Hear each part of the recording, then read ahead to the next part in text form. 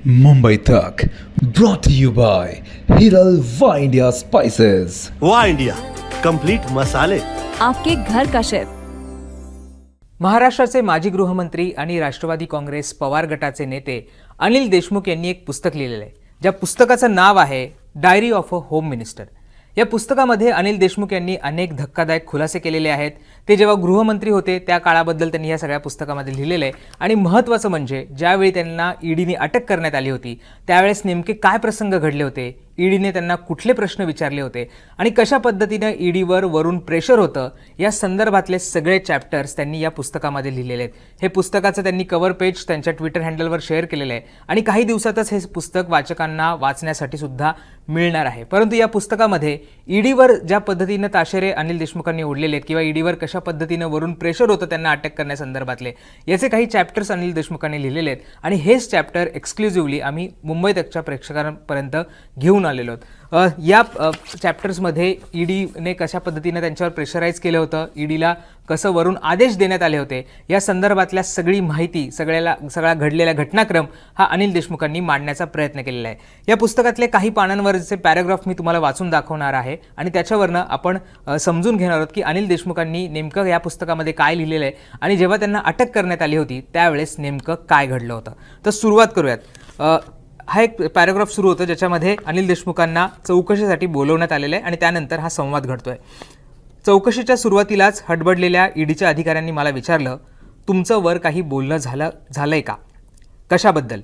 मी अगदी सहज विचारलं. तर तो ईडीचा अधिकारी काहीतरी गूढ असल्यासारखा गालातल्या गालात हसला. त्याच्या त्या हसण्याचा अर्थ कळायला मला वेळ लागला नाही. ईडीचे राजकीय सूत्रधार असलेल्या केंद्रातील भाजप सरकारबद्दलचा तो प्रश्न होता. नाही, माझं काहीच बोलणं झालेलं नाही, मी उत्तर दिलं. मात्र माझ्या या उत्तराने त्याच्या चेहऱ्यावर कोड्यात पडल्याचे भाव उमटले. नाही असं विचारत तो पुढे म्हणाला, तुम्ही वरती बोलून घ्यायला हवं होतं. असं बोलून थोड्या वेळासाठी तो बाहेर गेला. नंतर पुन्हा आत येऊन त्याने मला विचारलं, तुम्ही चौकशीसाठी आजचाच दिवस का निवडला? आमची सगळ्यांची दिवाळी तुम्ही खराब करून टाकली. आता हा पॅराग्राफ आहे ज्याच्यामध्ये अनिल देशमुखांना चौकशीसाठी बोलवण्यात आलेलं आहे आणि त्यांना सांगण्यात येतं आहे की तुम्ही वरती बोलून घेतला आहात का, तुम्ही वरती बोलून घ्यायला हवं होतं का. आणि अनिल देशमुख इथे सुचवू पाहत आहेत की तुम्ही भाजपशी किंवा भाजपच्या वरिष्ठ नेत्यांशी बोलायला हवं होतं या चौकशीला येण्यासाठी, असं त्यांना ईडीचे अधिकारी म्हणतात, असं अनिल देशमुख या पॅराग्राफमध्ये म्हणतात. त्यानंतर कशा पद्धतीनं तिथल्या अधिकाऱ्यांनी त्यांना सांगितलं की दिवाळीच्या वेळेस तुम्ही आलेला आहात, तुम्ही आमची दिवाळी कशी खराब केली, याच्या संदर्भातले काही संवाद त्यांच्यासोबत झालेले आहेत. आणि त्यानंतर अनिल देशमुख पुढचा पॅराग्राफ लिहित आहेत आणि त्याच्यासुद्धा अनेक गोष्टींवर ते प्रकाश टाकतायत. पुढे ते असं म्हणतायत पुस्तकात, त्या दिवशी माझ्यामुळे ईडीच्या कित्येक अधिकाऱ्यांना सुट्टीवर असतानाही पुन्हा कार्यालयात बोलवण्यात आलं.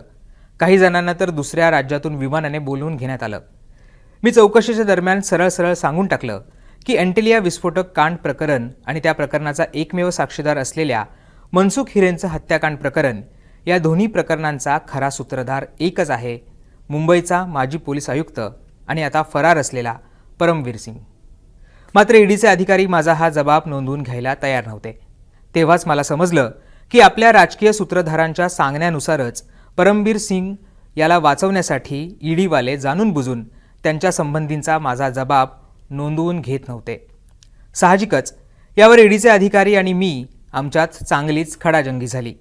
मी त्यांना स्पष्ट शब्दात सांगितलं, तुमचं काम आहे प्रश्न विचारणं आणि माझं काम आहे उत्तर देणं. तेव्हा उत्तरादाखल मी जे काही सांगेन ते तुम्हाला नोंदवून घ्यावंच लागेल. तुम्ही आपल्या सोयीने आपल्याला हवी तेवढीच माहिती नोंदवून घेऊ शकत नाही. तेव्हा माझं जे उत्तर आहे आणि ते जसं आहे तसंच तुम्हाला नोंदवून घ्यावं लागेल. या सवाल जबाबानंतर ईडीचा अधिकारी बाहेर गेला आणि 10 मिनिटांनी परत आला. बहुधा तो आपल्या वरच्या सूत्रधारांचा आदेश घ्यायला गेला असावा. त्यामुळेच परत आल्यावर माझ्या आधीच्या वाक्यावर आक्षेप घेत तो धमकावणीच्या सुरात म्हणाला, तुम्ही जर वरील जबाब नोंदवण्यासाठी आग्रही राहिलात तर आम्हाला तुमच्या घरातील महिलांना देखील चौकशीसाठी बोलवावं लागेल. मी कोणत्याही प्रकारच्या दिव्याला सामोरं जायला तयार होतो. मात्र कुटुंबातील महिलांना याचा जाच नको असं मला खूप आतून वाटलं आणि केवळ यामुळेच मी ईडीच्या अधिकाऱ्यांना हवा तसा जबाब दिला. आता या पॅराग्राफमध्ये अनिल देशमुखांचा जबाब नोंदवला जातोय आणि अनिल देशमुख असा आरोप करतायत की त्यांना ईडीच्या अधिकाऱ्यांनी त्यांना हवा असलेला जबाब नोंदवून घ्यायला लावलं, नोंदवून तसा जबाब त्यांना द्यायला लावला आणि तसं जर त्यांनी नाही केलं तर त्यांच्या घरातील महिलांना सुद्धा ते चौकशीसाठी बोलवतील, त्यांना सुद्धा त्रास देतील असं इथे अनिल देशमुख सुचवू पाहत आहेत. आणि अर्थात ईडीचे अधिकारी बाहेर जात आहेत, सातत्याने आत येत आहेत आणि या सगळ्यामध्ये ते त्यांच्या वरिष्ठ अधिकाऱ्यांशी, वरच्या राजकीय सूत्रधारांशी बोलत असल्याचं सुद्धा अनिल देशमुख या पॅराग्राफमध्ये म्हणतात. यानंतर ज्या पद्धतीने त्यांची चौकशी झाली, त्यांना अनेक प्रश्न विचारण्यात आले, त्यांच्या जुन्या केसेसबद्दल प्रश्न विचारण्यात आले, त्यांना अनेक प्रश्न हे रिपिटेटिव्हली विचारण्यात आले असं सुद्धा अनिल देशमुखांनी त्यांच्या सगळ्या पुढच्या पॅराग्राफ्समध्ये म्हटलेलं आहे. आणि हे म्हटल्यानंतर ते पुढे लिहित आहेत, या दरम्यान मला धमक्या देणंही सुरूच होतं. ईडीवाले वारंवार मला हेच सांगत होते की तुम्ही आम्हाला हवा तसा जबाब द्या, नाहीतर तुमच्या कुटुंबातील महिलांना इथे चौकशीसाठी बोलवू. खरं तर ही सरळ सरळ मला दिलेली धमकीच होती. कुटुंबातील महिलांना चौकशीसाठी बोलवून मानसिकदृष्ट्या त्यांचं खच्चीकरण करणं एवढाच या धमकीमागचा उद्देश नव्हता, तर त्या आधारे ईडीला एक सामाजिक दबावही निर्माण करायचा होता. महत्त्वाचं म्हणजे हे सारं माझ्यावर दबाव आणण्यासाठी सुरू होतं. माझं मनोधैर्य, माझी हिंमत तोडण्यासाठी रचलेला हा सापळा होता. एवढं सारं करूनही परिस्थिती आपल्या काबूत येत नाही हे लक्षात येताच ईडीने थेट दिल्लीवरून वरिष्ठ अधिकाऱ्याला मुंबईत पाठवलं. ईडीचे सहसंचालक सत्यव्रत कुमार खास माझ्या चौकशीसाठी दिल्लीवरून मुंबईत आले. रात्री 9च्या आसपास ते ईडीच्या कार्यालयात पोहोचले. त्यांनी देखील आलटून पालटून तेच 2-3 प्रश्न विचारले. माझं उत्तर तयारच होतं, जे मी आधीच दिलं होतं आणि ते खरं होतं. एव्हाना खूप तास उलटले होते. त्यांच्या चेहऱ्यावरचे खजील झाल्याचे भाव मला स्पष्ट वाचता येत होते. प्रश्नांची गाडी कोणत्याच दिशेने पुढे सरकताना दिसत नव्हती. ती एकाच वर्तुळात गोल गोल फिरत राहिली होती. शेवटी मीच कंटाळून त्यांना म्हटलं की अजून काही विचारायचं असेल तर विचारा. रात्रीचे 9 वाजलेले आहेत, मला जायचं आहे, मी उद्या परत येईन. त्यानंतरही काही तास उलटले आणि अचानक मला सांगण्यात आलं की तुम्हाला अटक केली जातीये. आता या पॅराग्राफमध्ये कशा पद्धतीनं त्यांना तेच प्रश्न विचारण्यात आले, ईडीचे अधिकारी हे दिल्लीवरनं कसे मुंबईत दाखल झाले आणि त्यांना शेवटी सांगण्यात आलं होतं की तुम्हाला अटक करण्यात येते, याच्या संदर्भातला दाखला हा अनिल देशमुख यांनी या पॅराग्राफमध्ये दिलेला आहे. आता त्यानंतर एक महत्त्वाचा आणि शेवटचा आपण पॅराग्राफ बघणार आहोत की ज्याच्यामध्ये अनेक खुलासे अनिल देशमुख यांनी केलेले आहेत. अनिल देशमुख त्यांच्या पुढच्या पॅराग्राफमध्ये म्हणतायत, त्यावर मी त्यांना सांगण्याचा प्रयत्न केला की माझ्यावर केलेले आरोप खोटे आहेत. ज्या सचिन वाझे आणि परमवीर सिंग यांनी हे आरोप केलेत त्यांच्याच विश्वासार्हतेवर प्रश्नचिन्ह उपस्थित केले गेले. सचिन वाझे हत्या केल्याच्या गुन्ह्यात तुरुंगात आहे आणि परमवीर सिंह कायद्यापासून दूर पळत फरार झालाय. मग अशा लोकांच्या जबाबावर कसा विश्वास ठेवला जाऊ शकतो? आणि त्या दोघांच्या जबाबाशिवाय तुमच्याकडे अन्य कोणताच पुरावा नाहीये. आपण अगदी धरून चालू की त्यांनी केलेले आरोप खरे आहेत, तरीही त्यांनी ज्या पद्धतीची गुन्हेगारी कृत्य केली आहेत ती पाहता त्यांना आधी अटक व्हायला हवी आणि तीही मला अटक होण्यापूर्वी. माझ्या या तर्कनिष्ठित सवालावर ईडीच्या अधिकाऱ्यांकडे कोणतंच उत्तर नव्हतं. बोलावं की न बोलावं अशा द्विधावस्थेत सापडलेल्या त्या अधिकाऱ्यांच्या तोंडून कसंबसं एकच वाक्य बाहेर पडलं, वरून प्रेशर आहे. ईडीचे अधिकारी म्हणाले, समाजात तुमची चांगली प्रतिमा आहे, ते आम्हाला ठाऊक आहे. एवढंच कशाला, तुमचे विरोधकही तुमच्याबद्दल चांगलंच बोलतात, तेही आम्हाला माहिती आहे. त्यांच्या बोलण्याच्या सुरातून त्यांची अगतिकता मला जाणवत होती. परिणामी माझ्या कानात एकच वाक्य वारंवार घुमत होतं, वरून प्रेशर आहे. जेव्हा ईडीचे अधिकारीच म्हणतात की वरून प्रेशर आहे, तेव्हा वरून म्हणजे नेमकं कुठून त्याचा अंदाज लावणं वाचकांसाठी कठीण नाही आहे. शेवटी ईडीच्या वर कोण आहे? तर अर्थातच केंद्र सरकार आणि केंद्रात भाजपचं सरकार आहे. हे सगळ्यांनाच ठाऊक आहे.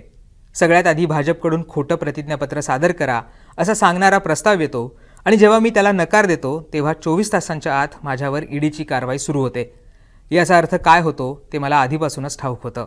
मात्र मला एक प्रकारे ईडीवाल्यांनीही माझ्या म्हणण्याला दुजोराच दिला की मला एका राजकीय कटकारस्थानाच्या अंतर्गत फसवलं जात आहे. मला एकदम फ्लॅशबॅकसारखं त्या साऱ्या गोष्टी आठवल्या. मी मनात आलं, खरोखर भाजपने भारतीय राजकारणाची पातळी एकदम रसातळाला नेली आहे.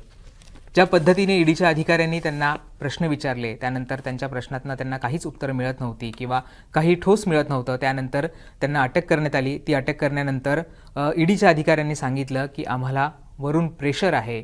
ह्याच्याबद्दल अनिल देशमुख त्यांच्या पॅराग्राफमध्ये म्हणतात. आणि वरून प्रेशर म्हणजे कोणाकडनं? तर अर्थात केंद्र सरकारकडनं आणि केंद्र सरकारत असलेल्या भाजप सरकारकडनं ईडीच्या अधिकाऱ्यांवर प्रेशर टाकलं जात होतं आणि एका राजकीय कटकारस्थानामध्ये कशा पद्धतीनं अनिल देशमुखांना अडकवण्यात आलं हे सांगण्याचा प्रयत्न अनिल देशमुखांनी या सगळ्या पॅराग्राफमध्ये, या सगळ्या पुस्तकामध्ये केलेला आहे. तर हे एक्सक्लुझिव्ह पॅराग्राफ आम्ही तुमच्यासमोर घेऊन आलेलो आहोत, ज्याच्यामध्ये अनिल देशमुखांनी त्यांना ईडीच्या अधिकाऱ्यांनी कशा पद्धतीनं अटक केली होती, कशा पद्धतीनं त्यांना खोट्या गुन्ह्यामध्ये अडकवण्यात आलं होतं आणि कशा पद्धतीनं ईडीच्या अधिकाऱ्यांना वरून फोन येत होते, ईडीचे अधिकारी वरून आदेश घेत होते आणि कशा पद्धतीनं त्यांना अटक करून घेण्यात आली आणि ईडीच्याच अधिकाऱ्यांनी कशा पद्धतीनं हे मान्य केलं की त्यांना वरती प्रेशर आहे, हे सगळं मांडण्याचा प्रयत्न अनिल देशमुखांनी या पुस्तकामध्ये केलेला आहे. अर्थात काही दिवसांमध्ये हे पुस्तक रिलीज होणार आहे, हे पुस्तक वाचकांपर्यंत पोहोचणार आहे आणि हे सगळं आल्यानंतर आता याच्यावर भाजपकडनं काही प्रतिक्रिया येते का, राजकीय कुठले याचे परिणाम उमटत आहेत का, हे पाहणं देखील महत्त्वाचं असणार आहे. तुम्हाला या सगळ्या प्रकरणांबद्दल काय वाटतं, अनिल देशमुखांच्या पुस्तकाबद्दल काय वाटतं, या सगळ्या पॅराग्राफ्सबद्दल काय वाटतं, हे आम्हाला कमेंट करून सांगायला विसरू नका. आणि अजूनही तुम्ही मुंबई तकला सबस्क्राईब केलं नसेल तर ते सुद्धा करायला विसरू नका. धन्यवाद.